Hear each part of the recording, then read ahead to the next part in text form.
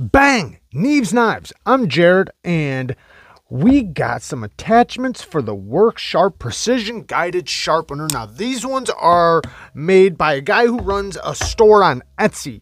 Now, I'm going to link everything down in the description, but we're also going to talk about some stones. We're going to talk about the attachments. We got a bunch of stuff we're going to talk about in this video.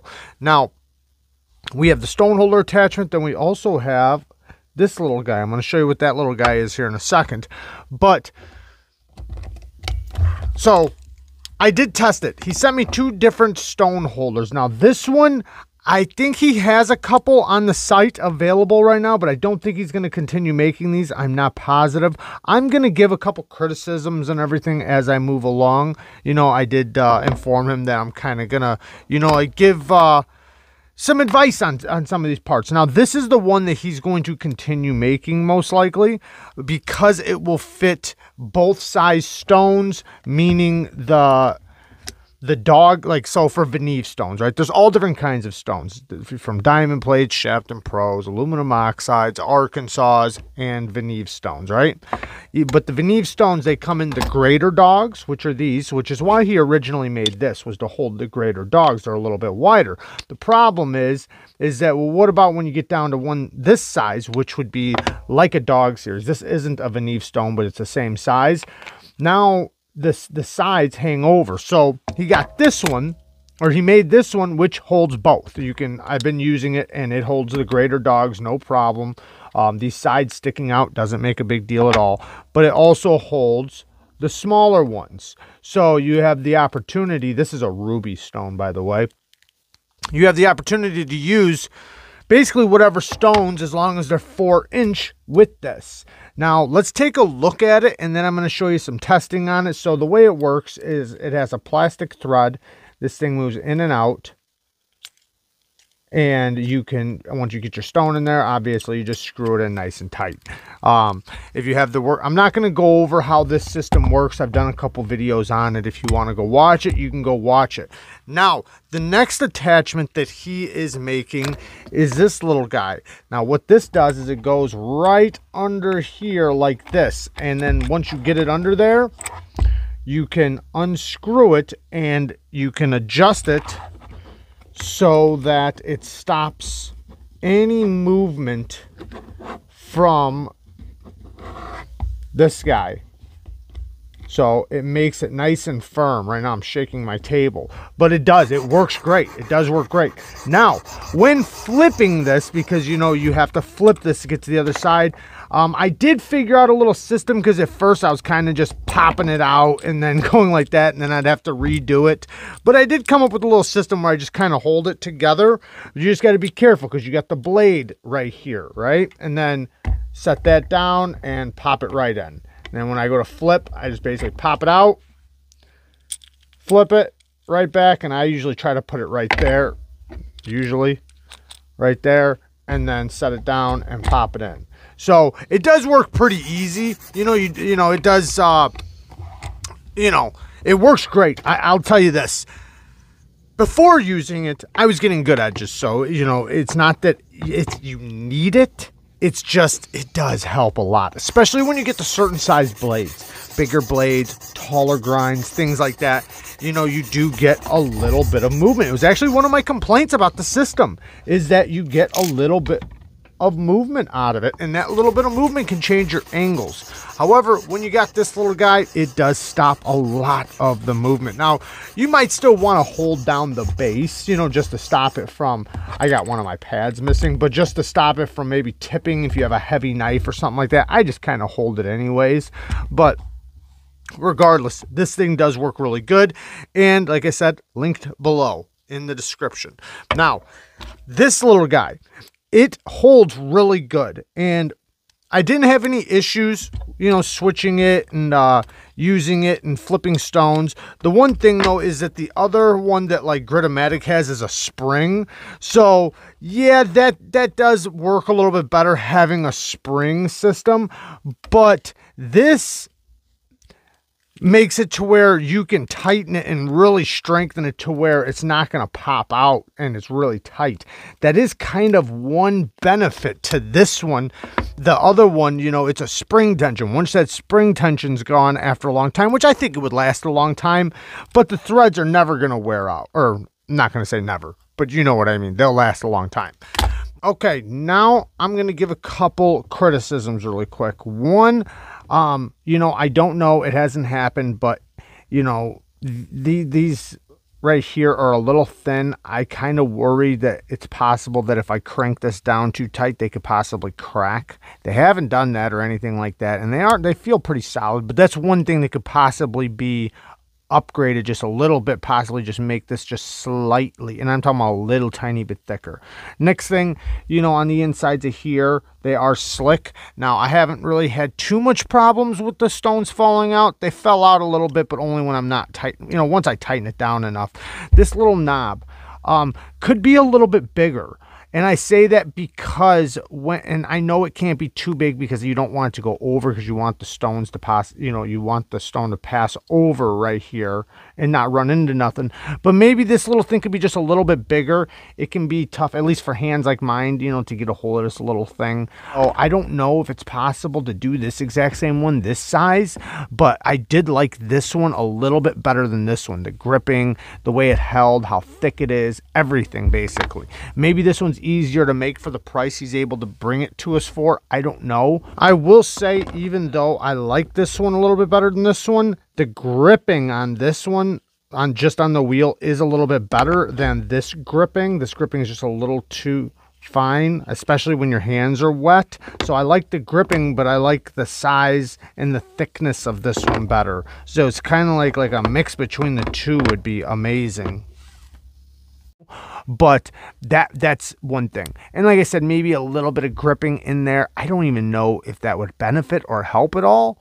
But anyways, next thing is that, you know, slipping this in and out, see, it can get like caught. And I worry, and this is where the thickness part comes in, is that I worry when I go like this to pop it out that I'm going to break that thing.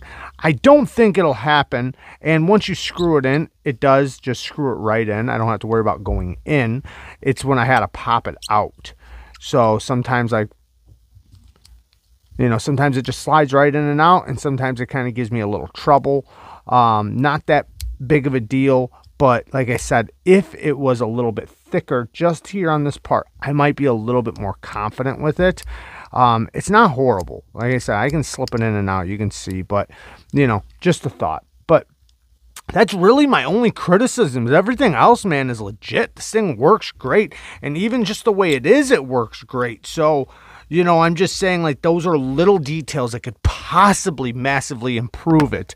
You know, this one was just, I mean, you went up and beyond with this one. So maybe possibly, you know, a couple of the things that this thing had, you could put into this one. But yeah, that's really all my criticisms. This thing works fantastic. The fitment on the screw holes, you see this thing does come apart.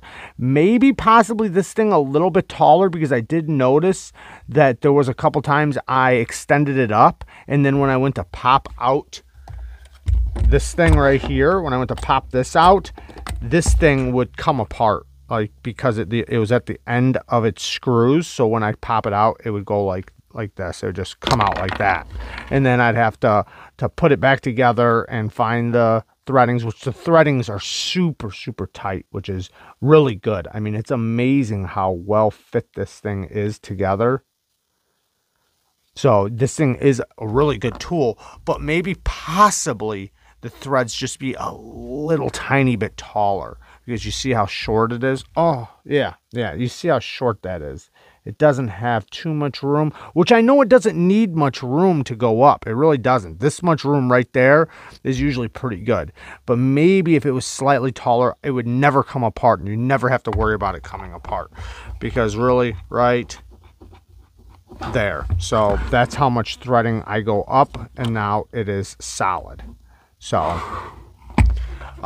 you know, and then, but sometimes when I go like that, it comes out, and then this thing pops apart, because it doesn't take much more thread. So maybe just a little bit deeper threads you know, possibly.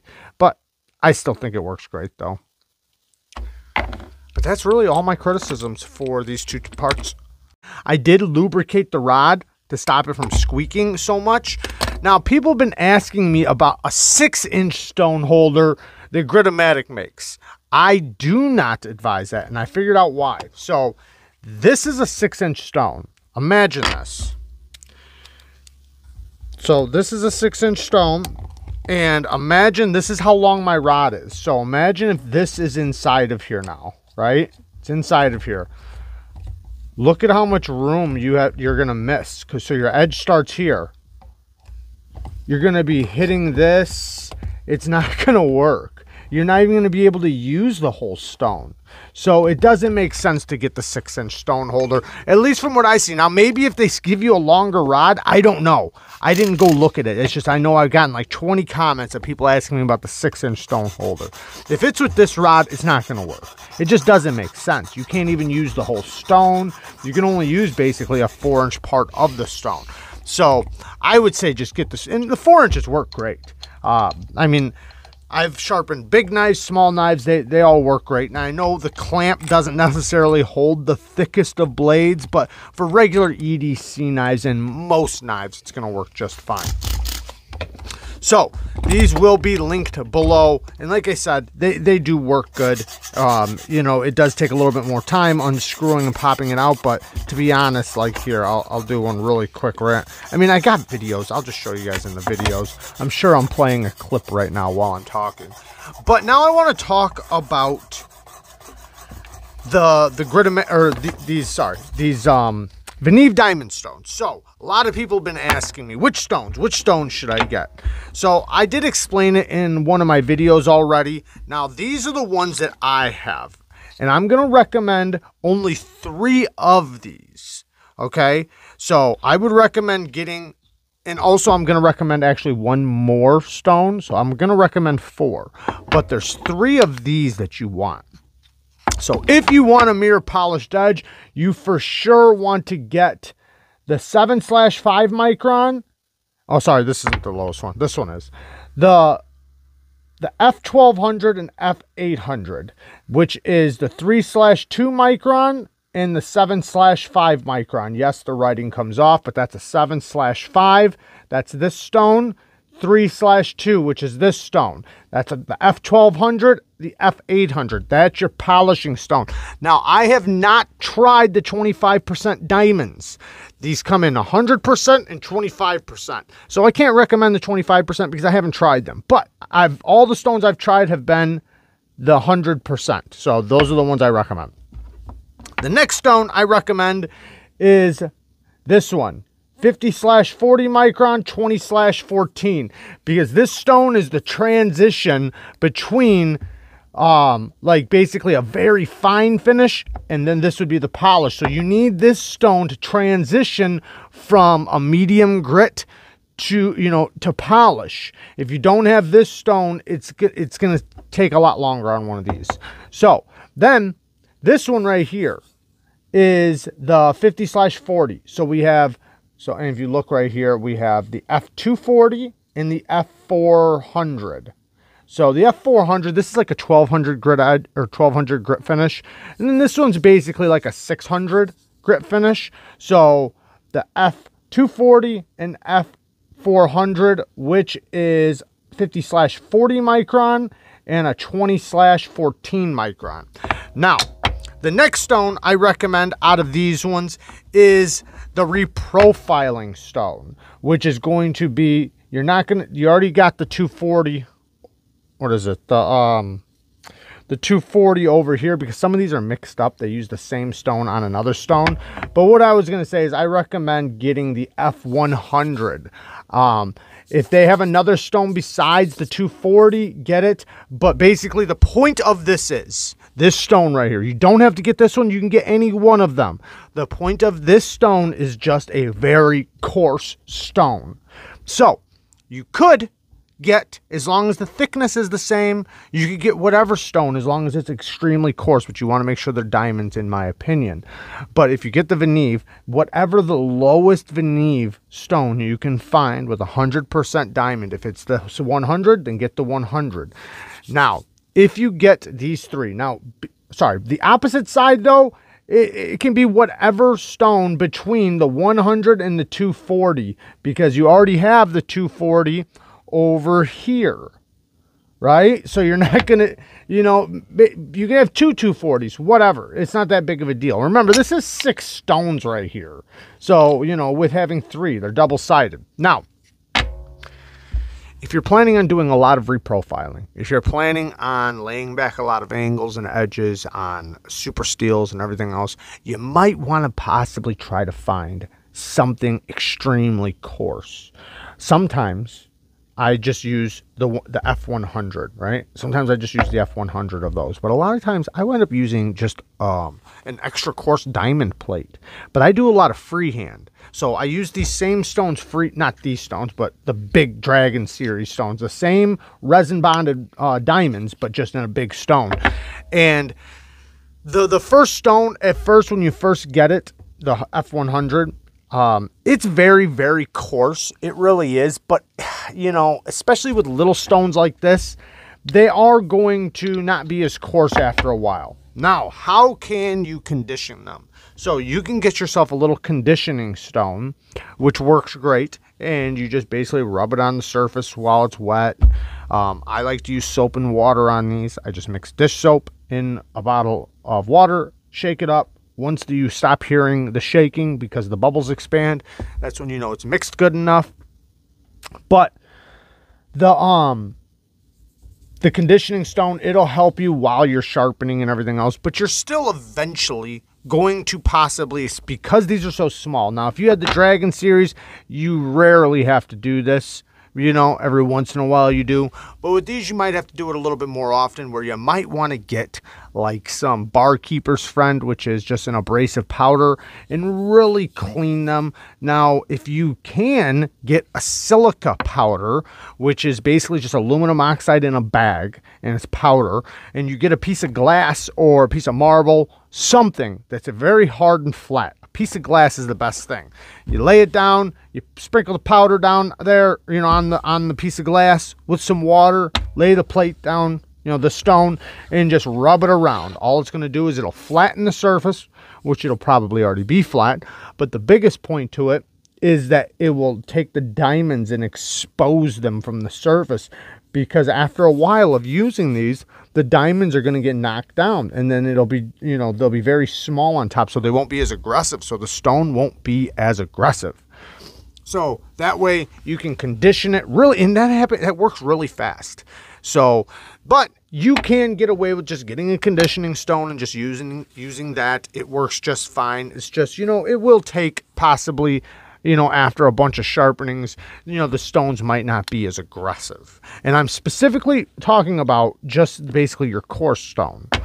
Obviously, the coarse stones, there's 3 of them on, you know, with the stones I have.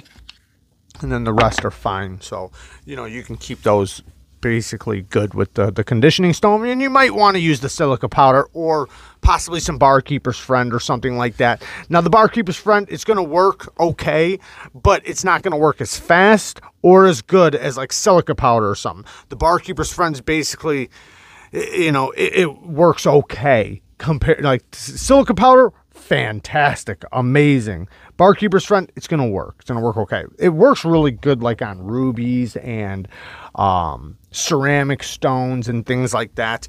But on these, it just, you know, it works good. It works okay. Not like silica powder, but okay. So that's my answer about the stones. Now, other stones you might want to get if you can't afford the veneeve stones, which these are like 21 bucks a piece or something like that. You know, you could get away with getting just some diamond plates. Diamond plates do wear out though. So that's the beauty of these, is these will last 100 times longer than any diamond plate. Diamond plates, they last a while, and they cut any steel. They work really good. I love diamond plates. I love them. That's why I love these so much, is because it's basically a diamond plate that doesn't wear out really fast. Yes, a diamond plate is more aggressive. Yes, a diamond plate cuts faster, but these are still amazing, or still cut, you know, really fast. Now, or because like with aluminum oxide stones, you can get aluminum oxide stones, but they dish. They take a lot more maintenance. They in my personal opinion, they don't leave as good of an edge on high carbide steels. Now, possibly with carbon steels and, you know, more simple steels, yeah, they'll work just fine. But anyways, that's my video on these. Like I said, I'm going to link it below. It works great. And I do recommend getting some sort of attachment because these attachments are game changers for this thing. It makes this thing to where you can get any stones you want. You don't have to use the work sharp stones. You can change them. You can get new stones. You can try different stones. You can, you know, be excited to try different finishes and different stones, and it just works so much better than the attachment that they give you with this tool. And it basically turns it into an amazing sharpener compared to what it is, you know, just buying it. Yes, it does take a little bit of investing parts or investment in attachments, but you're going to have to do that with any system if you want to upgrade it, if you want it to be better, if you want to get the better stones. A lot of people keep trying to tell me about, oh, I might as well get a KME. It's like, well, do you not think KME doesn't sell attachments and, you know, gives you options between better or worse stones? Like, come on. But anyways, there you guys go. I love you guys. Thank you guys for watching. All the links are in the description. Peace.